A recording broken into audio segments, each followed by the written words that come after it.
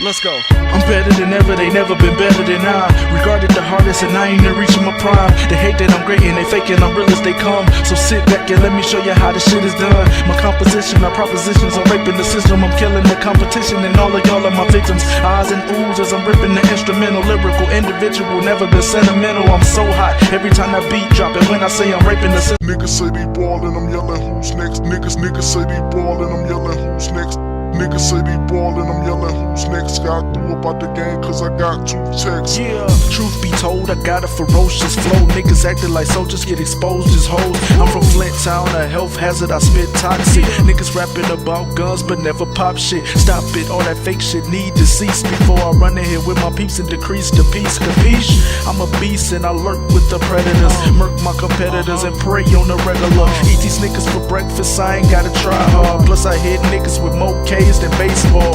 I'm an artist so I draw guns quickly. If I hit you 9 times you wouldn't survive like 50. Cool and calm and underestimated by many. But if I do get mad you better call my friends to get me. Cause I'm a nightmare, I probably scared you.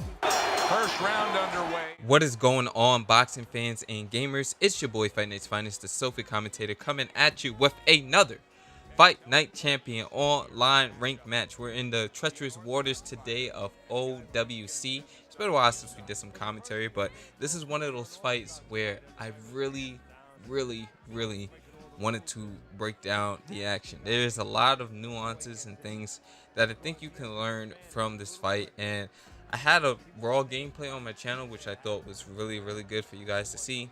Just get to see that example. Link would be in the description as well as in the comment section. You can go ahead and check out that video if you haven't, and please like the video, this video if you haven't already.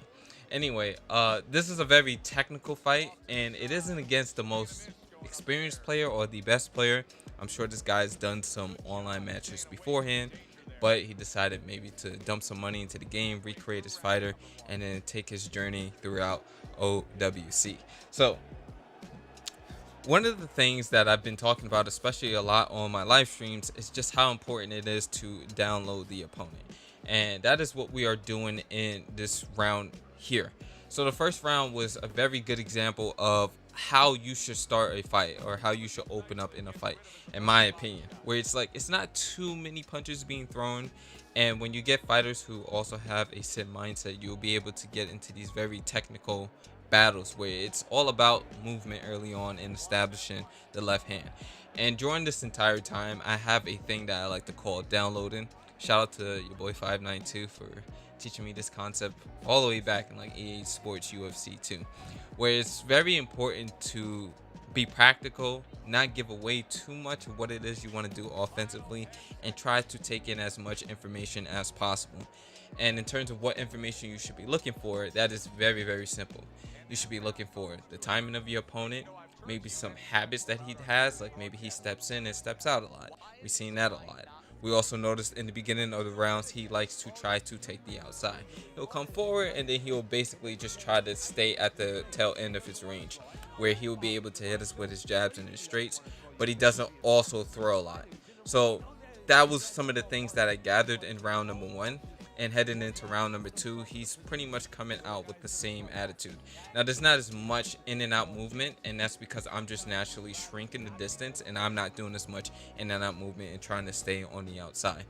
Another thing that you can do too with this in and out movement is if you play games like, you know, Mortal Kombat, Street Fighter, Tekken, anything of that sort, you'll notice how much moving in and out is very important for baiting your opponent into thrown shots that is counterable. So I like to call this baiting range. So I try to stay around the middle of the logo this round and just seeing if I can stay where if he lunges at me, I will be able to create some type of counter opportunity. And then the rest is just patience and discipline.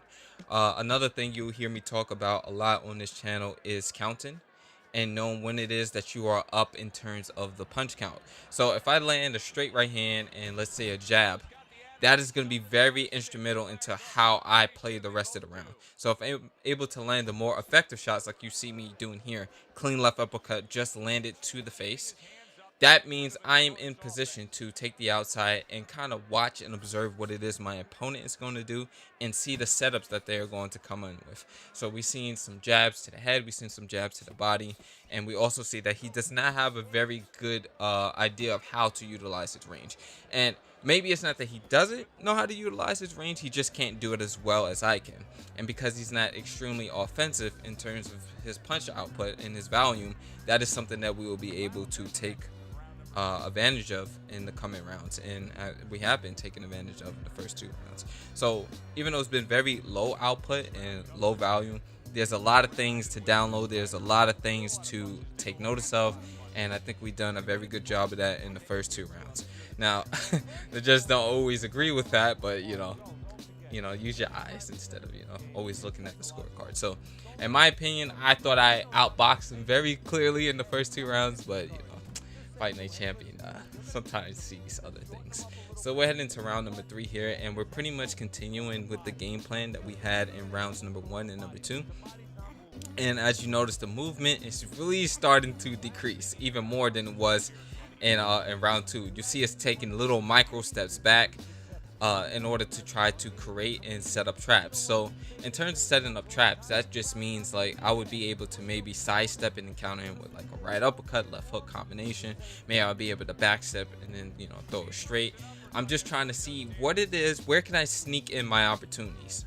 Where can I land my clean, effective shots without taking any return damage and still have myself set up to land scoring shots afterwards? So in terms of scoring shots, for me, a scoring shot is just a simple jab to the head or a jab to the body. And you want to land effective scoring shots with like straight right hands, power straight right hands, counter shots that will be like counter hooks and uppercuts, overhands, bolo punches, any of those type of things. So that's an effective shot. And once you land one of those, then you can start to try to utilize scoring shots in order to pile up the points, and then take the outside and do your thing from there and work that game plan. Now, of course, that's very tailored to if you're ahead in the punch count, but that's not always going to be the case. So here, this is the first time we're really sitting down on our punches and throwing some combinations. You saw us throwing the jab and then the power straight, and then just utilizing multiple punch combinations, because we had him towards the ropes, which is the distance where you want to be when you're attempting to throw in volume. Now, there is, of course, still the chance that you will get countered in these situations, but you'll also land some good effective shots of your own. Now, in terms of the scorecards, we have something very unique and very rare that happens here. Your opponent may not land a lot on you, and you may feel that you clearly outbox your opponent. And I've had this happen to me quite a few times on stream now, where you outbox your opponent very clearly, but Fight Night Champion gives a 10-8 round the other way. So that has been changed in a way that I am dealing with fights where, even though I want to fight very technical, very clean, hit without getting hit, and of course land at a efficient accuracy that's way better than my opponent, sometimes the scorecards, which is what I was hinting at earlier, gives it the other way. So the 3rd round, they finally got it right, and I ended up getting the 10-8 round that I believe I should have got in the first 2 rounds. But nevertheless, that gives him the advantage. So while it's been very technical, and I would have loved to keep the fight at that entire pace because I was winning, in my opinion, this shows me EA is capping, and I have to step up my volume a little bit just to make sure that I am winning some of these rounds. I've had this happen to me against spammers. I've had this happen to me against other sim players, and it's a very weird mechanic, and I don't exactly know why it happens, and there's no real explanation for it. It's kind of, I think it's very similar to like when you actually win in the fight, or you have won the fight, but sometimes they give the win to your opponent. There's just something wrong with the system where it just has an error sometimes where it does that. Nevertheless, it doesn't really change too much of what it is that we observed. It just means we have to sit down on our punches. So that gives us a good chance here in round number 4 to start exchanging a bit more. And even though we started that towards the tail end of round number 3, we also had a lot of success with it. Now, that doesn't mean you completely abandon setting traps and fighting on the outside and trying to box from distance. It just means you may have to take a bit more risk in order to get what it is that you need to get done in order to win the rounds. So we're still counting, we're still utilizing the things that it is that we downloaded from earlier rounds as we head into round number 5, and now it's time to kind of put all those things into action. I always find round number 5 is the last round, especially if you're down, to go ahead and start implementing those changes, because if you lose round number 5 after losing the first 4 rounds, you're kind of fucked, and you're going to get into that desperation mode where you're going to have to start coming forward without question, and you're going to have to try to make those points back up. So here, look how we utilize the distance here. Clean power straights, clean jab. Well, there was a lean jab and then a straight that we utilized earlier with head movement. Just a very good showcase and a mastery of range, and we end up getting our first knockdown of the fight and the first legitimate and true 10-8 round. So now that we scored a knockdown, this is something that you will notice a lot of players tend to do, is they get overzealous and they're like, maybe I can make it happen again. Don't deviate from the game plan. Still fight with that discipline that you had in those first couple of rounds and continue to utilize the things that have been working. And the reason I tell you not to chase knockouts in fights is because this is what's going to determine if you're a good player or not. The higher you go up in OWC and the better opponents that you face, whether it's a spammer or it's an actual sim player with technical skill, these fights come down to not who gets the most knockdowns or who can get on the inside and land the most combinations, but it comes down to who can land at range and not get hit. So it's a very good practice and discipline to continue to try to utilize your range and your observations rather than chasing the knockdown. Also, when rounds come, and this is a little tip that you guys may have not noticed, but when you score knockdowns, your chances of getting a good stamina recovery for some reason is a lot lower than if you would just box in a normal round. And I think that usually has to do with players just overexerting themselves and trying to do the most when they don't have to. But if you take your time like I'm doing, then you usually don't have to worry about a stamina penalty.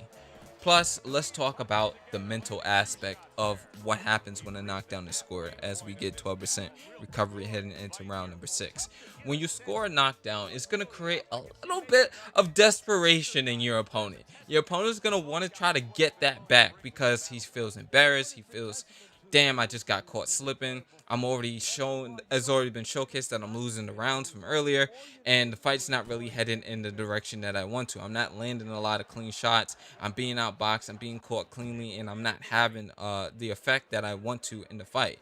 And plus, like I was talking about with that desperation mode setting in, now you have to think about it. Damn, I lost rounds 3, I lost round 4, and I lost round 5. So the point advantage that I accumulated in the first 2 rounds is pretty much negated, and now my opponent has to lead. So by you staying cool, calm, and collected, what that does to the opponent's mental is it makes him feel more anxious and allows him to start creating more mistakes. Now, that's only going to happen against a fighter who truly wants to win the fight.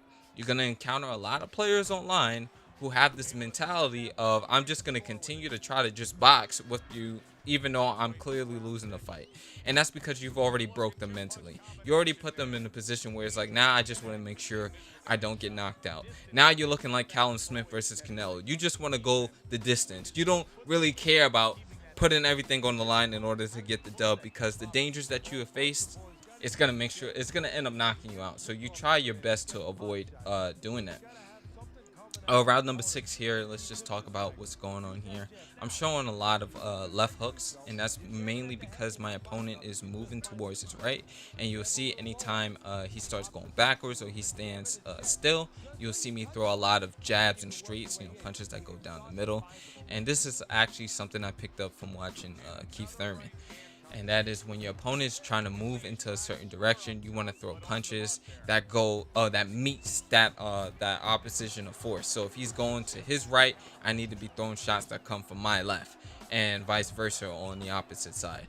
And you do this to make your opponent change directions and not feel safe to continue to step into that direction, because if he does, he's going to be walking into clean shots. So another tip also is when you're on the inside, it's better to just throw those single shots. So you'll throw a jab, and then you may throw a step in left hook, and then you'll break up your combination. Like, you won't throw a full combination at full speed. It won't be like power straight and then left hook, or left hook and then power straight. you want to break the combination up. This way you have less of a chance of getting countered. So unless if your opponent knows what it is that you are leading with, he won't be able to get a counter. Now, if you're facing a spammer, of course, and he's just stepping in any direction, he still may generate a counter window, and that is just something to be wary of. Heading into round number 7 here. We're 2 minutes in, and it's been pretty much more the same, except now I'm throwing more power.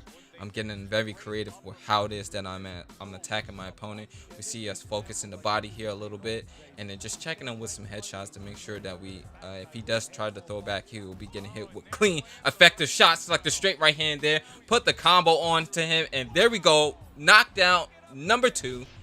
As we throw a beautiful combination left hook followed by the right uppercut followed by the left hook, and our opponent goes down for the second time tonight. So that's very, very good for us. At this point, we got all the momentum.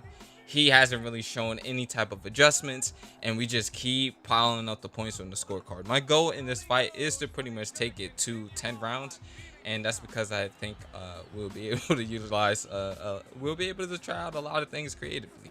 So right now we're just taking our time, and then look how I'm using the little pauses in my movement to set traps. There was able to back up all the way to the ropes. He's been leading to the body. We take advantage of that tendency and throw the left uppercut, and now you see us utilizing the straight right hand that we used to get the knockdown in round number 5. So all the things is being put into fruition, and it's coming together. Every combination, every little tendency that we can take advantage of, we are utilizing it right now in round number 7. With 15 seconds left, we start to sit down on our punches, throw some real solid power shots, power hooks, power straights coming out, the uppercut, stepping with our opponent to make sure he does not get a proper angle that would be favorable for him to land the combinations. And that brings a close to round number 7, going into round number 8, which is the last and final round of the fight. We still have very, very, very high stamina. You see the cards here, 66 to 62. It should be a clean shutout, but you know how Fight Night Champion is. Sometimes they just don't want your boy to have the clean sweep. So, patience. We don't come out wild aggressive, even though we got the knockout in round number 7, and we got a knockdown in round number 5. We stay patient, we stay disciplined, still looking for our counter opportunities, still looking to see where we can land some traps. And I'm doing that now by dropping my hands and just showing my mastery of utilizing range and knowing his timing and his patterns, so I can go ahead and create some offensive opportunities for myself. In order to create good offense, sometimes you don't have to be the one throwing. And speaking of throwing, Buddy just threw a headbutt, power straight, so the desperation is setting in. We do a little taunting of our own by moving side to side, step back and then hit him with the counter straight there moments ago. Left uppercut followed by the right uppercut to the body, straight right hand to the head. He throws the combination, we block all those shots, and we just continue to pile up the jabs. Check the range, step back out, see what it is he does, see what he does, see what he goes. All the good stuff. We maneuver in, step back out, see if we can land a counter opportunity there. That's one of my favorite traps. And speaking of traps, we was able to land the counter straight moments ago. See my fighter shaking his head. He's a little bored right now. He wants to see what it is our opponent does. The mind games continue. We just step in, we step out, we see what he does, and just continue to pile up the points. And also, you see the steps are coming in a lot slower too, so he's a lot more tired than we are. We kept our stamina pretty damn high, I would say, for being in round number 8. And yeah, we just continue to pile up the points. Left hook doesn't connect. Right uppercut also whiffs the air, but that's okay, because the straight right hand followed by the left uppercut connects with accuracy and pinpoint accuracy. As that 15 seconds left to go in round number 8, taking more advantage of our opportunities. The backstep straight has been there all night, and we're just going to continue to throw it. And I know I said round 8 was the last round of the fight, but it's probably round 9. Tricked you guys. Stick with me for just a little bit longer. 10% stamina recovery that round, which is still outstanding. 92% overall as we head into round number 9. So just continue the gameplay, or the game plan. These things, like, fighters find this boring, man, but I just have so much fun doing this, you know, just taking opportunities and just seeing what it is I can do creatively, especially when I'm fighting an opponent of inferior skill. It allows you to just be as creative as possible, and I find these fights a lot more enjoyable than fighting somebody who is like super good, and, like, you know, you're gonna really have to end up just sometimes falling into pattern and muscle memory. Here you can just be as creative as possible and, you know, try new things. So that's why I always advocate for going 10 rounds instead of looking for knockouts. Speaking of knockouts, our opponent is still going to the body. We're hitting with some murderous power hooks here to the head. Just switching up with the high-low combinations. Try to throw a back step overhand right to see if he overextends with the distance. I can check him with a big power shot there. And the combinations just keep on flowing. Jab, right uppercut followed by the left hook. And then we go with a double hook to the body, straight right hand. I mean, look at the variation. I never will understand how players who don't throw combinations and just throw side step uppercut and power straight all day gets more respect than the players who just take their time and is able to put together combinations in such a beautiful fashion. Like,